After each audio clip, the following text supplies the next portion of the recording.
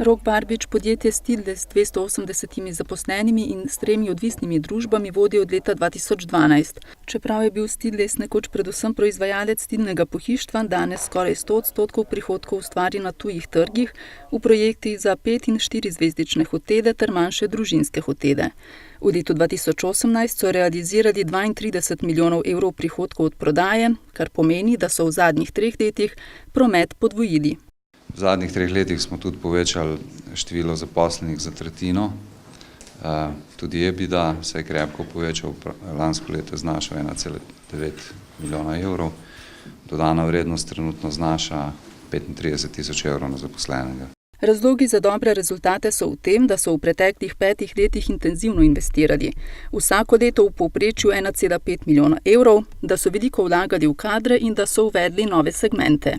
Šli smo tudi v zaključna gradbeniška dela, kar pomeni, da zdaj proces obnove hotela lahko zapakiramo v celoti, se pravi od razvoja pa do potem kompletne izvedbe na ključ. Njihovi naročniki so pretežno 5-zvezdični hoteli renomiranih hotelskih franšiz. Glavna stranka pa je franšiza, ki ima v svojem portfelju 70 hotelov. Na vprašanje, zakaj so se odločili za pretežno hotelsko dejavnost, pa Barbič odgovarja. To je v bistvu dejavnost, kjer lesar lahko po mojem proda zelo veliko znanja. Pri retailu se to zaradi koncentracije trgovcev in zaradi trenutne obremenjenosti, davčne obremenjenosti dela v Sloveniji ne da. Pri hotelih s 5 zvezdicami največ pomeni priporočilo, ob tem pa tudi prisotnost na specializiranih sejmih. Prisotni so v okoli 30 državah po različnih koncih sveta.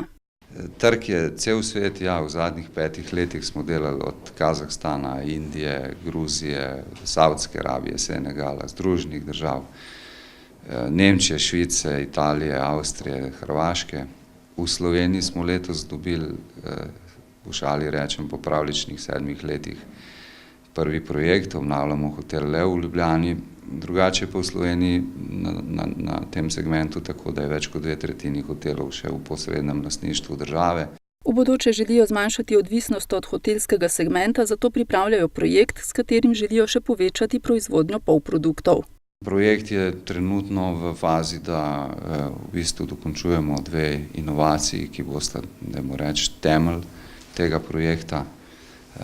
Potem bomo projekt sestavili skupaj in ga v drugi polovici letošnjega leta tudi zagnali. V Stidlesu dober kader iščejo ves čas, saj je pridobivanje zaposlenih za zahtevno delo precejšen izziv.